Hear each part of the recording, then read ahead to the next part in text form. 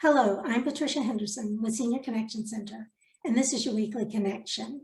We all know nutrition impacts our physical health, but does it also affect our brain health? Here today to tell us more is Andrea Nikolai with the UF IFAS Extension Service in Polk County. Andrea, thank you for being here today.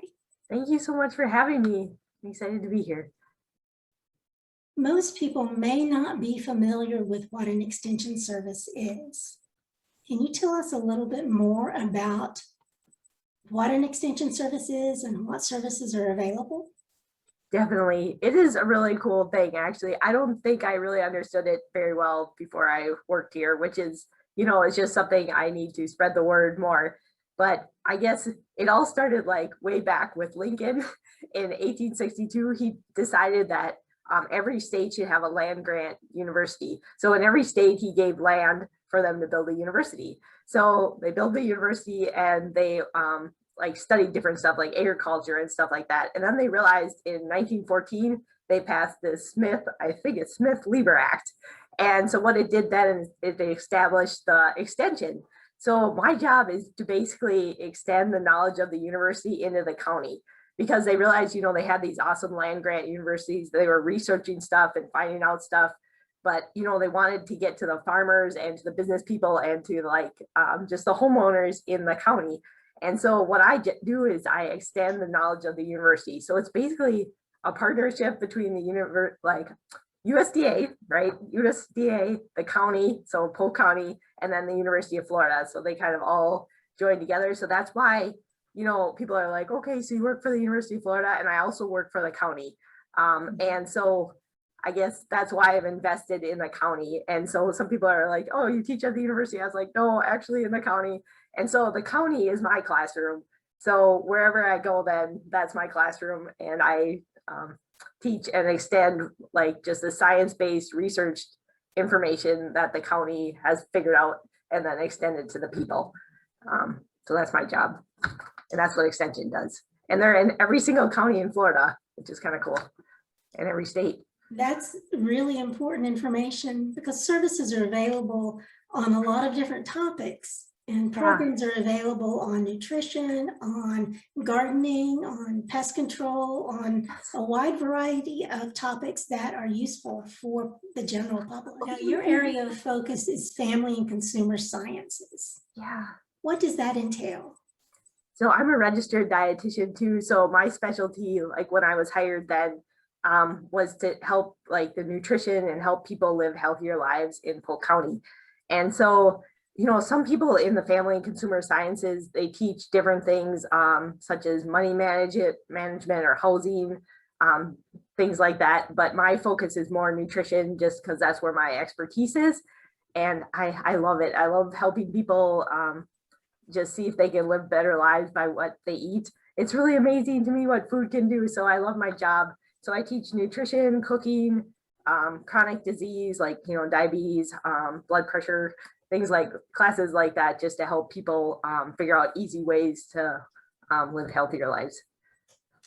Well, since nutrition is one of your focus areas, will you share some tips that can help us improve our nutrition, especially tips for older adults?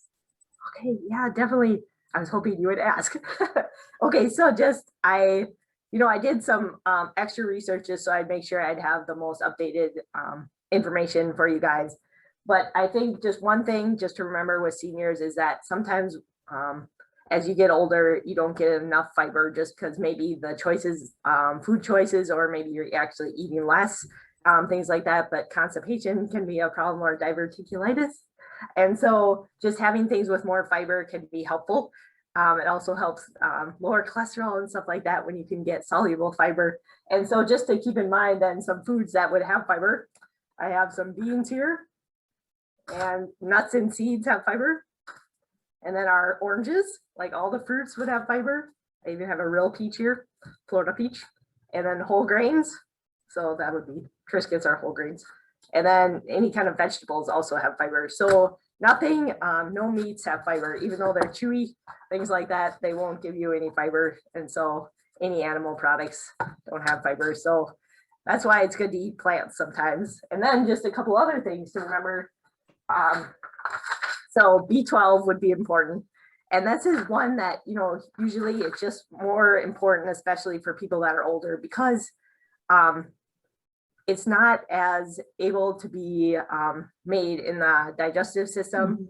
And so it's important that you get supplements of B12, or just make sure to have fortified foods, because it's not as easy to make it when you're older. So B12, it comes from animal foods. So that's the opposite of fiber. Yeah, it is the opposite of fiber. So it comes from like things like meat and chicken and eggs, things like that. And you can also get it. So say, you know, people, you're like, well, what if you're vegetarian? I don't eat meat that much, or, you know, it's not, you know, maybe you just, you know, it's hard to chew.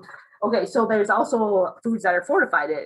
For example, Cheerios. So you kind of look on here, you see B12, it has 25% of your B12. And so just things like that, and you could guess like total, but other things too, like sometimes milk has it fortified. So you have to look, even orange juice sometimes. And then orange juice can also be fortified with vitamin D, which is another important one. So I have my little paper here, and that, can you see that? Mm-hmm. Can you guess what that is? It's not kind of looks like the sun. Yeah. So I was having fun. Okay, so vitamin D comes from the sun, but the precursor is not as workable, I guess, in people as we get older. So you know how I could go in the sun, or you could go in the sun, but just like as we age, then just the amount of that doesn't change into the vitamin D we need as readily. So that was another one that we kind of need to watch a little bit more. And you can get that from some of the foods, but it's not very easy. So fortified things are probably the best, and that would be like milk usually is fortified with it, and yogurt, and sometimes orange juice, and then the Cheerios, they have 10%. And so things like that, just kind of looking at the label and trying to just, you know, make sure, you know, maybe to get some, and then trying to get a little bit of sun can be good too. So those would be, I think, the main things, and just trying to stay active, because it can really help you, you know, even playing with your pet or your grandkids, help prevent falls and things like that. And just enjoying life. Those would be, I think, the key things, but those are like the special ones for older adults. And so maybe everybody can come to one of my classes sometimes, and I can talk about everything else, but those would be just key ones to remember when you get older. And right now, are you doing classes in person or virtually? So right now, mostly virtual, but some in person. I think the university is really, you know, cautious and things like that. But I think, you know, as July goes on, if things keep going, it will probably end up doing some more in person. So I'm kind of excited to see people again, but I know we'll have to be careful and things like that. So mostly Zoom. Like I have a couple coming up, like we're doing a edible flowers one, and then a growing and cooking summer style. And then I was going to put a couple nutrition ones up there too. Just what do you think about picky eaters? Do you think that would be a good one for now? Kind of fun. I think anything that can help us improve our nutrition is a good thing. Okay, well, my goal is to get more broccoli in people. So if I can figure out a way.